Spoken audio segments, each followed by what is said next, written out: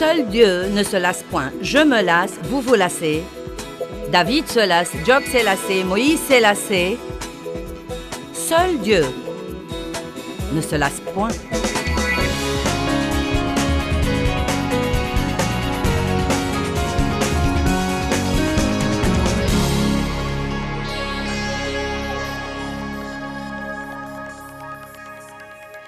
Nous allons parler ce soir de la solution de Dieu pour la lassitude. Combien d'entre vous se lassent parfois?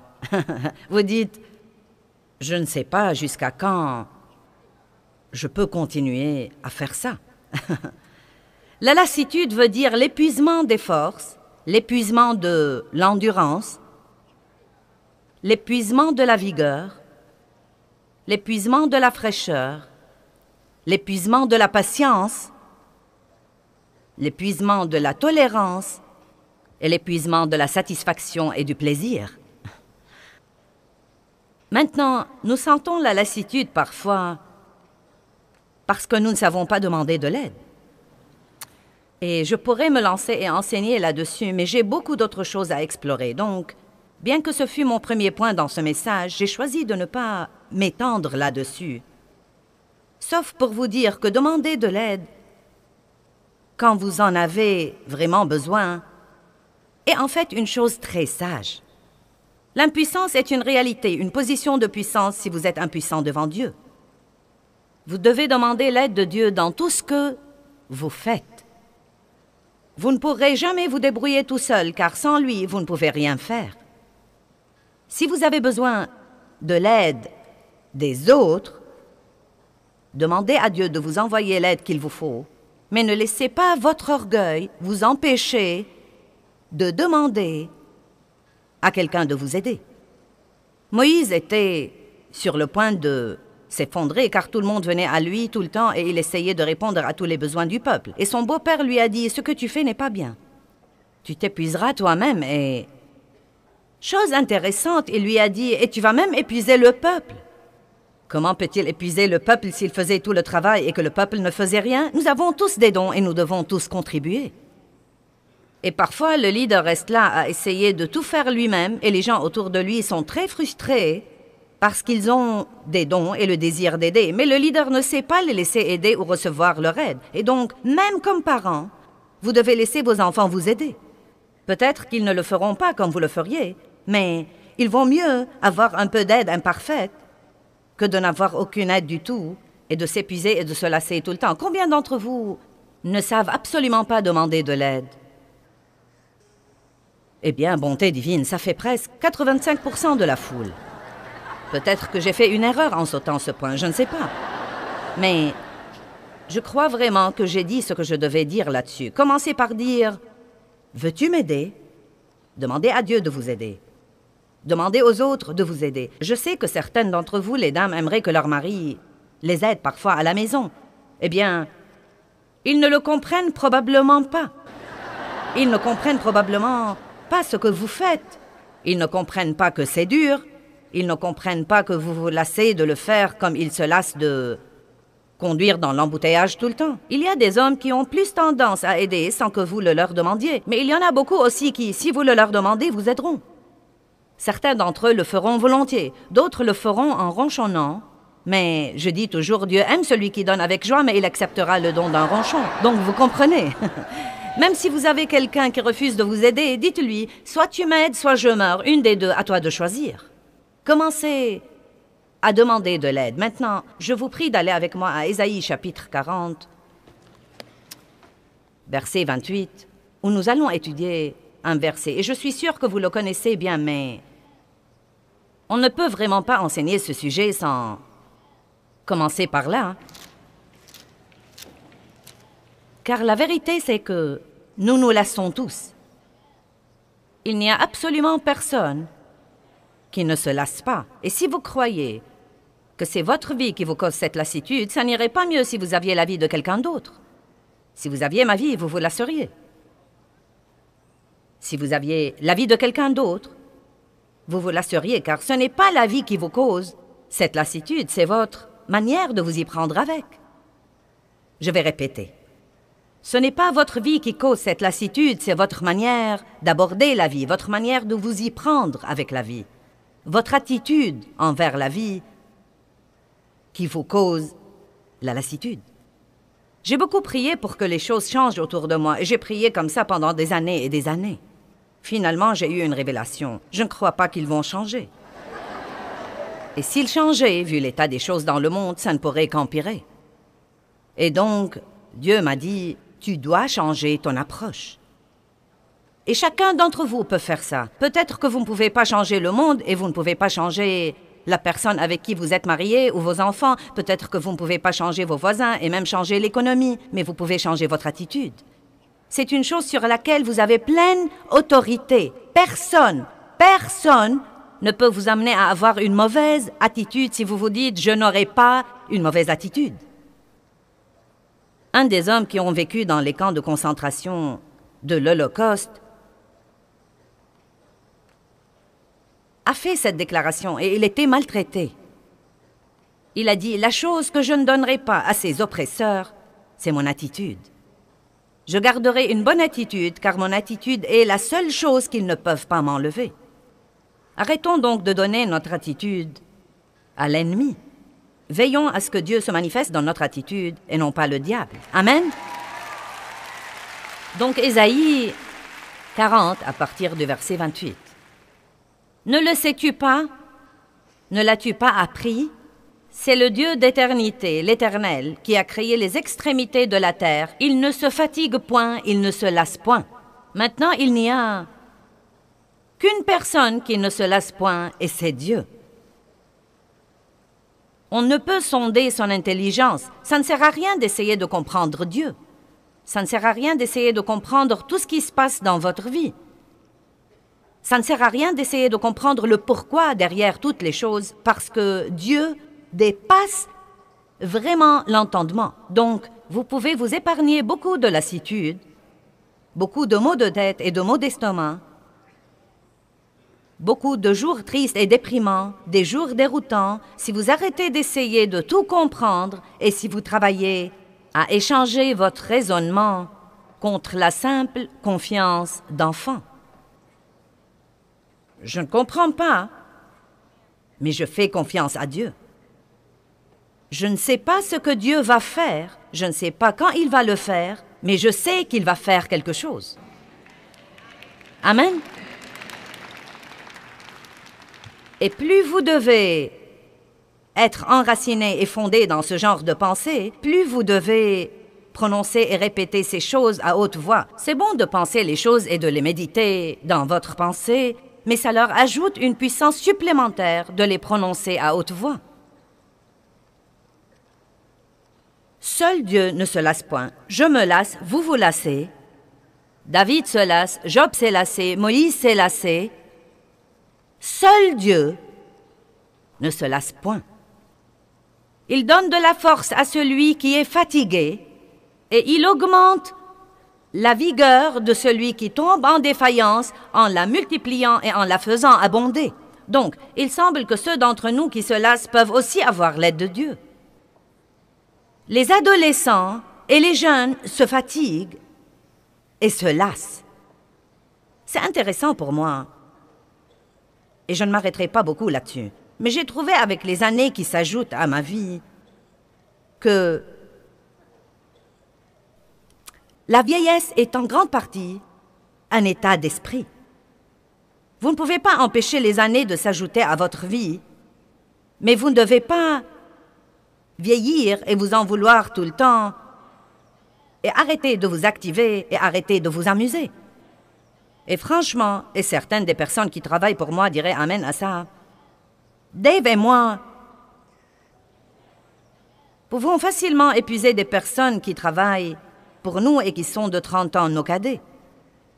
Et vous savez, je crois sincèrement que nous ne comprenons pas parfois comment nos vies sont revigorées et se fortifient quand nous allons à Dieu et que nous courons à lui dans toutes nos situations et que nous n'osons pas faire des œuvres puissantes sans avoir été remplis de nouveau et revigorés et ravitaillés en Saint-Esprit.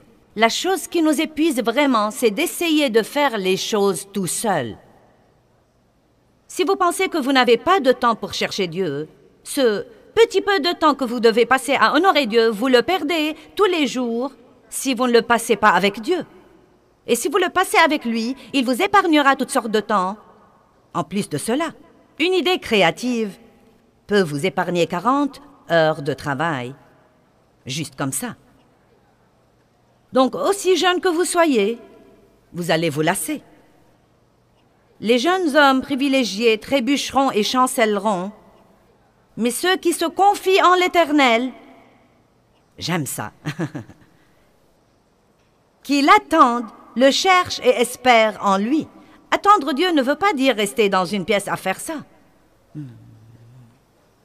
Attendre Dieu ne veut pas dire vous décharger de toute votre responsabilité sur lui et dire « Eh bien, Dieu va s'en occuper ».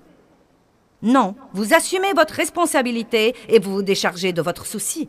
Vous faites ce que la crise exige que vous fassiez et vous n'essayez pas vraiment d'aller au-delà de ce que vous pouvez faire. Vous faites ce que vous pouvez faire, mais ce que vous ne pouvez pas faire, vous le confiez à Dieu. Tant de personnes se déchargent de leurs responsabilités. Ils ne font pas ce qu'ils devraient faire et ils se font du souci. Nous devons faire ce que nous pouvons faire et Dieu fera ce que nous ne pouvons pas faire. Vous me comprenez? Si vous avez besoin d'un travail, il ne va probablement pas venir frapper à votre porte. Vous devez aller chercher du travail. Vous dites, eh bien, j'ai cherché du travail pendant 3 jours cette semaine. Sortez et cherchez de nouveau. Et dites à Dieu, Seigneur, je vais faire ce que je peux faire. Je vais chercher, mais je ne peux pas amener quelqu'un à m'embaucher. Je ne peux pas me donner une grâce à ses yeux.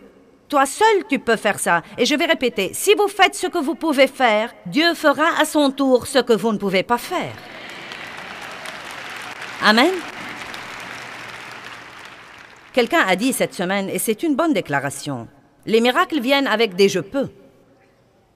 Je puis toute chose par Christ qui me fortifie. Je peux aller chercher du travail. Je peux nettoyer la maison. Je peux laver ma voiture. Allez, faites ce que vous pouvez faire et vous rencontrerez sûrement toutes sortes de miracles dans votre vie. Ceux qui se confient en l'Éternel renouvelleront leur force. Attendre Dieu ne veut pas dire rester là à ne rien faire. C'est être spirituellement actif. Attendre Dieu veut dire chercher Dieu. Vous soupirez après Dieu. Vous attendez par la foi à ce que Dieu se manifeste à tout instant. À tout instant. Dieu agit parfois subitement. Vous pouvez attendre pour très très longtemps et puis subitement, en un jour ou en une heure, tout peut changer pour vous. Donc nous devons vivre avec un sentiment d'attente. Nous ne devons pas vivre dans la dépression et le pessimisme et le découragement et le rapport négatif et la mauvaise attitude. Nous devons vivre avec un sentiment d'attente car une partie de cette attitude d'attente veut dire que Dieu risque de se manifester et de faire quelque chose d'extraordinaire à tout instant. Une partie de ça est notre vie de foi avec Dieu. Et là encore, c'est quelque chose que personne ne peut vous enlever. Si vous décidez que vous allez vivre avec passion et ardeur et enthousiasme et ne pas être un chrétien nul avec une mauvaise attitude qui va à l'église et revient à la maison toutes les semaines sans que rien ne change jamais, personne ne peut vous empêcher d'être plein d'enthousiasme. Vous pouvez taper sur les nerfs de quelques personnes, mais ce n'est pas grave. Mais ceux qui se confient en l'Éternel renouvellent leur force. Ils prennent le vol comme les aigles. Ils courent et ne se lassent point. Ils marchent et ne se fatiguent point. Si vous voulez surmonter votre lassitude, apprenez à aller à Dieu régulièrement. Et à l'instant où vous commencez à vous dire « Je ne peux plus supporter passer un temps avec Dieu », si vous êtes au travail et que vous vous dites « Je ne peux plus supporter », allez à la salle de bain, enfermez-vous dans un cabinet, faites une petite réunion. Je suis sérieuse. Je suis plus sérieuse que jamais. Si vous sentez que vos enfants sont sur le point de vous rendre folle, allez vous enfermer dans la salle de bain à la maison. Utilisez ce que nous appelons le trône comme un vrai trône. Prosternez-vous, fermez le couvercle, mettez votre tête sur ce truc et dites « Dieu, tu dois m'aider ». Même la Bible dit clairement dans Daniel que Satan cherchera à opprimer les saints du Très-Haut. N'est-ce pas intéressant? Daniel 7, 25. Satan cherche à opprimer les saints du Très-Haut Dieu. Il veut que nous soyons épuisés et déprimés et crevés et à peine capables de nous traîner et ne pas avoir l'air très différent de ceux qui ne connaissent pas Dieu. Nous devons être une lumière dans un lieu obscur.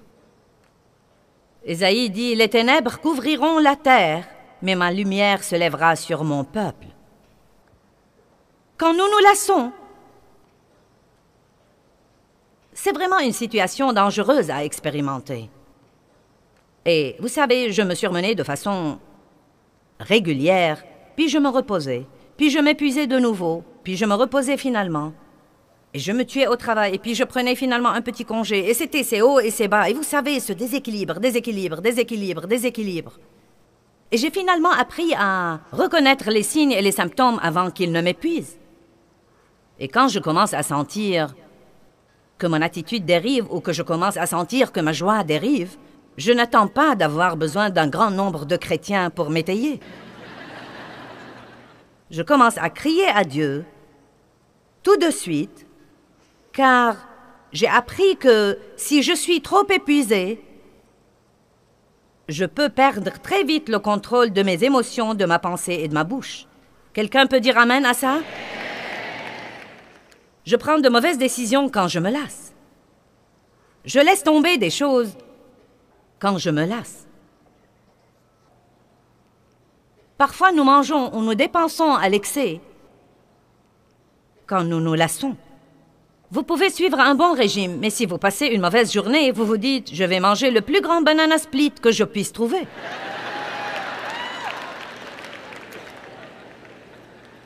Nous devenons ronchons quand nous nous lassons. Nous nous apitoyons sur notre sort. Nous ne jouissons pas de notre vie et nous avons tendance à ne pas résister à la tentation, aussi bien qu'avant quand nous nous lassons. Mais Dieu merci, il y a une solution. Dieu nous a fourni une solution et nous allons en parler ce soir. Ça s'appelle le repos de Dieu. C'est absolument la situation la plus belle à expérimenter. Allons à Matthieu chapitre 11. Le repos surnaturel de Dieu.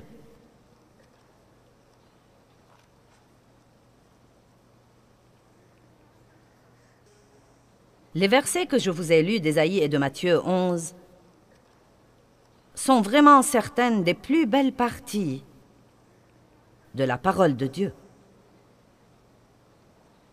Matthieu 11, 28. « Venez à moi, vous tous, qui êtes fatigués et chargés, et je vous donnerai du repos. » Maintenant, vous allez en fait trouver que dans ces versets, il parle du repos, non seulement dans le verset 28, mais encore dans le verset 29. Mais il parle en fait de deux genres différents de repos. Le premier genre de repos dont il parle est le repos du salut.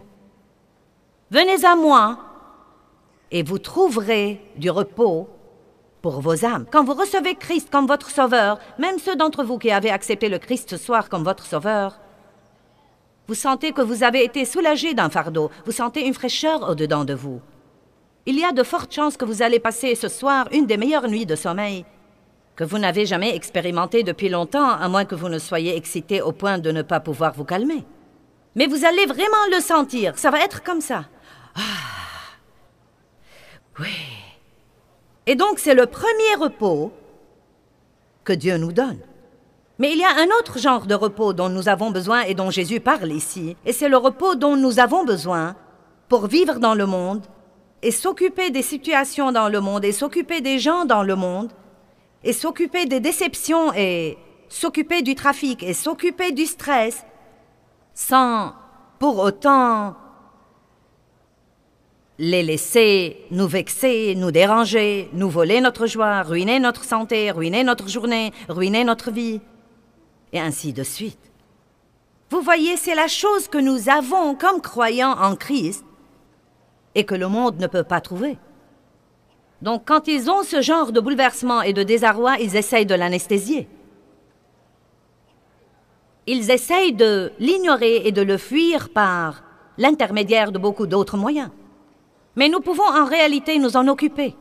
Dieu ne nous a jamais promis une vie sans problème. Mais il nous a promis une vie au-delà des problèmes. Quand la Bible dit dans Ésaïe 40, « Ils s'élèveront avec des ailes comme des aigles », vous n'apprécierez pas la valeur de ce verset si vous ne comprenez pas comment fonctionnent les aigles. Ils ne fuient jamais la tempête, ils profitent de la tempête. Ils ont un rétrécissement du champ visuel.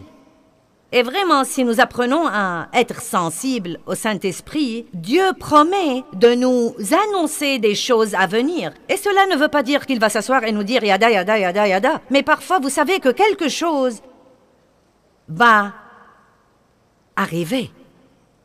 Vous avez l'impression que, je ne sais pas, peut-être que Dieu vous mène à prier intensément, ou peut-être que vous avez envie de passer un temps supplémentaire avec Dieu, ou peut-être même que Dieu vous bénit d'une saison d'investissement financier supplémentaire dans son royaume. Et parfois, ces choses sont une préparation. Nous ne nous en rendons même pas compte, mais ils sont une préparation. Il y a des jours où je prie dans l'esprit presque toute la journée et je ne comprends pas consciemment pourquoi, mais je sais qu'il y a une chose spécifique à laquelle je me prépare et je crois que je me prépare déjà à avoir la réponse quand j'en aurai besoin, avant même de savoir quel serait le problème. Je suis reconnaissante de pouvoir vivre dans l'esprit et non seulement dans ce royaume naturel. Vous voyez, les gens qui n'ont pas Christ ont l'esprit mort. Ils ont un esprit, mais il n'est pas vivant à l'égard de Dieu. Quand Adam a péché, il est mort spirituellement. Il a perdu sa relation avec Dieu. Quand vous êtes régénéré, Dieu vient vivre au-dedans de vous et votre esprit prend vie à l'égard de Dieu. C'est comme... Et vous devenez plus lucide et plus conscient de Dieu et vous devenez plus sensible à la voix et au leadership de Dieu. Amen. Et donc, les aigles ont un rétrécissement du champ visuel. Nous l'avons aussi, pour ainsi dire. Ils peuvent voir une tempête venir de très loin. Eh bien, ils ne la fuient pas. Alors que les poules de la basse-cour, quand elles voient venir une tempête, elles se précipitent et soulèvent la poussière et courent au poulailler avec toutes les autres poules. Mais pas les aigles. Les aigles profitent de la tempête et attendent la tempête.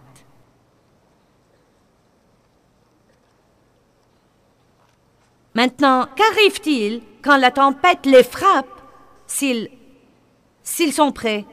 Elle les fait rebondir en haut. Ils sont soulevés. Le courant descendant de la tempête fait... et ils volent simplement vers le soleil et voient les idioties d'en haut. Et ils se servent en réalité de la tempête pour les soulever. Maintenant, oui, Dieu permet vraiment des tempêtes dans notre vie, mais en même temps, il ne permet aux difficultés d'entrer dans notre vie que si elles sont destinées à travailler pour notre bien et finalement à nous soulever et à nous fortifier.